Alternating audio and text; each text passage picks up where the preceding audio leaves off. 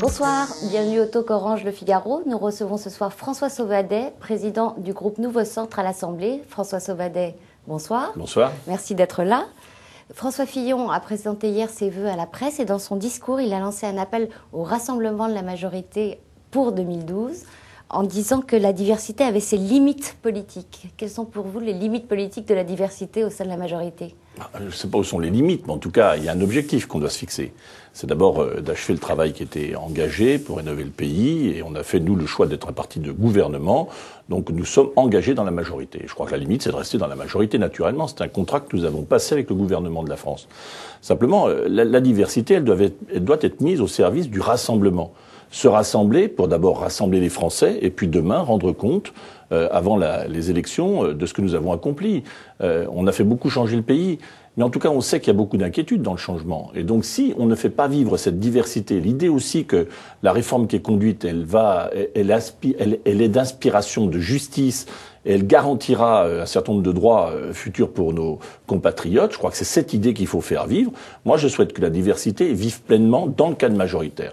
Et je pense que pour cela, il faut qu'on s'organise davantage au niveau du centre pour peser sur les décisions et dans les débats qui sont ouverts. Vous avez vu, ils sont ouverts dans tous les sens d'ailleurs, oui, parfois. Il n'est pas impossible non plus que François Fillon ait pensé à la présidentielle.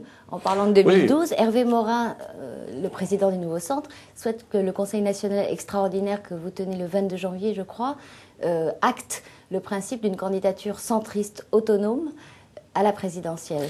Est-ce que vous êtes d'accord avec ce calendrier ? Est-ce que vous êtes d'accord pour cette Moi, j'ai proposé un calendrier et une méthode. Oui, il faut faire vivre la diversité au service du rassemblement. Si l'UMP pouvait gagner seul des élections, y compris les élections de demain, ça se saurait, on l'aurait vérifié. On sait très bien qu'il faut un socle électoral dans lequel la majorité se retrouve, la majorité de la majorité, mais on sait très bien que ça ne suffit pas pour gagner. Donc il faut créer les conditions du rassemblement. Moi, le chemin que je propose, il est très simple. Je souhaite qu'il y ait un candidat à la présidentielle, parce qu'on ne pense pas tous pareil dans la majorité, notamment sur le nouveau dessin européen qu'il faut tracer. On voit bien que d'un côté, il y a les partisans d'une relation bilatérale avec les différents pays, l'Angleterre pour la défense, ou d'autres pays. Oui, il y a une candidature. Oui, je souhaite qu'il y ait une candidature. Oui, à ce calendrier. J'ai d'ailleurs proposé un calendrier, c'est qu'on se décide à l'automne, et il ne servira à rien de précipiter le calendrier. Donc j'ai été de ceux d'ailleurs qui ont exprimé leur étonnement lorsque certains, au sein du parti, ont dit « nous aurons un candidat à la présidentielle, ce sera Hervé Morin. Il sera candidat ». Je crois que personne n'a intérêt à précipiter le calendrier.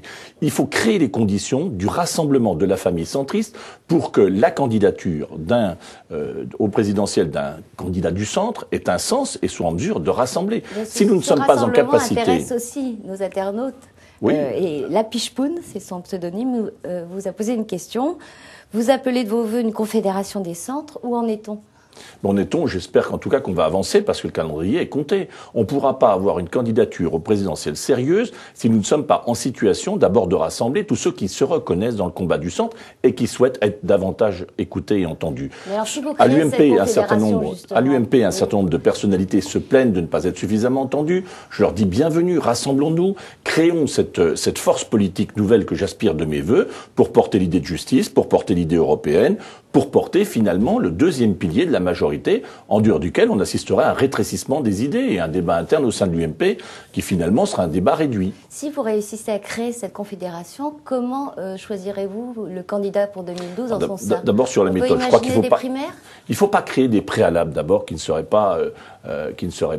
des freins à cette confédération. Ce qu'il faut, c'est se fixer un objectif. Oui ou non, voulons-nous peser davantage des centristes au sein de la majorité, au sein du gouvernement de la France ? Si la réponse est oui, alors il faut que nous nous organisions et que nous créions, moi j'ai proposé, dans le respect des histoires de chacun, la création d'une confédération. Si nous n'y arrivons pas, je pense que ce sera un handicap pour porter une candidature crédible, parce qu'elle apparaîtra comme étant réduite à une formation politique, et je pense que ce ne sera pas suffisant. Soyons optimistes, si vous y parvenez, comment choisirez-vous celui qui vous représentera ? Il faudra à ce moment-là qu'on choisisse le meilleur à l'automne, le meilleur parmi nous. Par des primaires, par exemple ? Pourquoi pas organiser des primaires ? Moi, j'y serais favorable. Je souhaite qu'on se choisisse le meilleur. Je sais qu'Hervé Morin a engagé une rencontre avec les Français. C'est utile. Il nourrira un projet présidentiel. Le temps de la décision de la candidature viendra à l'automne. Je ne souhaite pas qu'on précipite le calendrier. D'autre part, je ne souhaite pas aussi qu'on lie la création d'une confédération à celle de l'existence d'un groupe au sein de l'Assemblée nationale. C'était une de mes questions. Pourquoi est-ce que vous séparez les deux choses ? Parce que, écoutez, les parlementaires ne vont pas bouger s'ils n'ont pas l'assurance que nous créons un mouvement dans lequel ils ils se reconnaîtront. Donc d'abord, je souhaite qu'il y ait la création de ce rassemblement.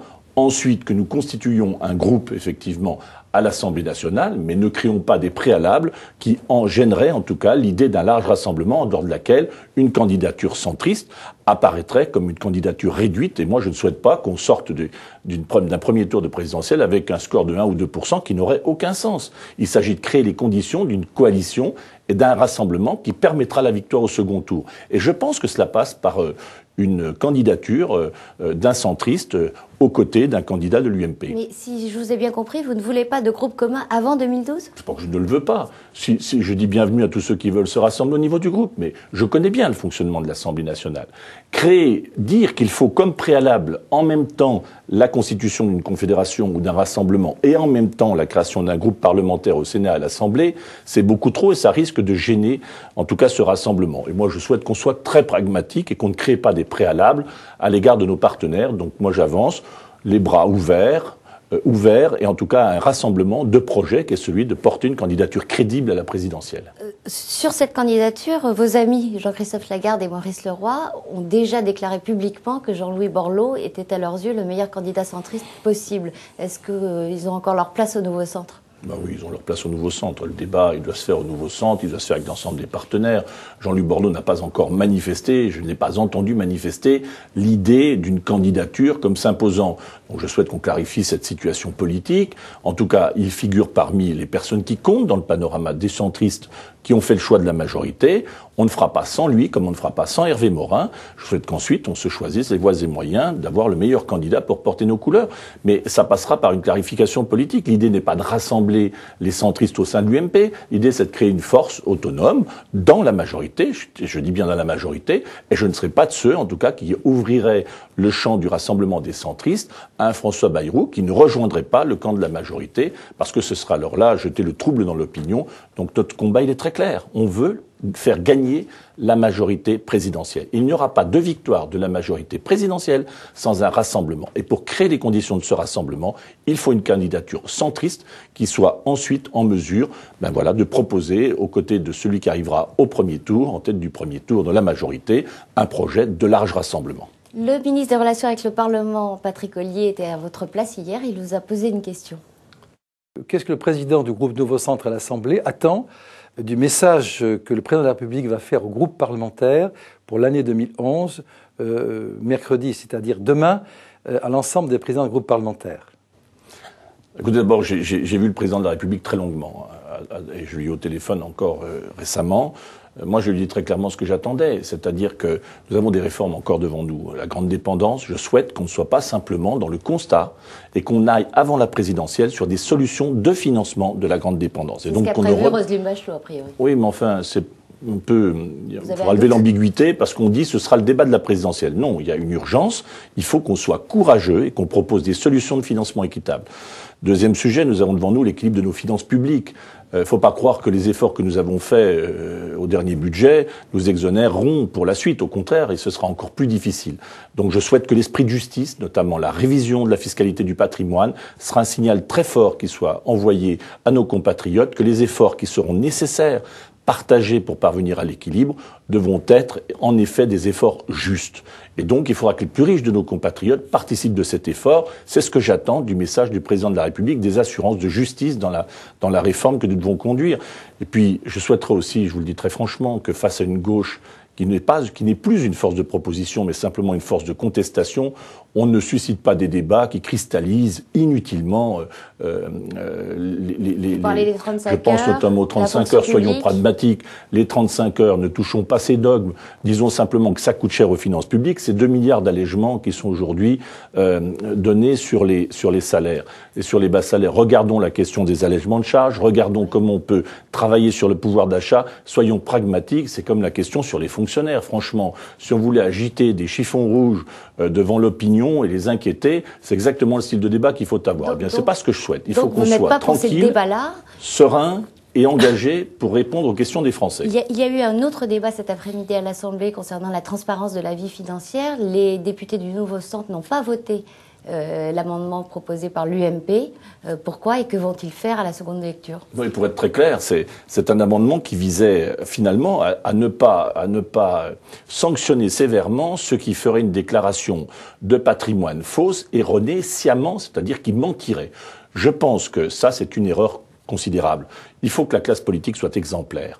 Il faut que ceux qui trompent sur leur patrimoine, leur déclaration de patrimoine, qui trompent sciemment... Face de la prison ? Exactement, face de la prison, parce que je trouve que c'est légitime.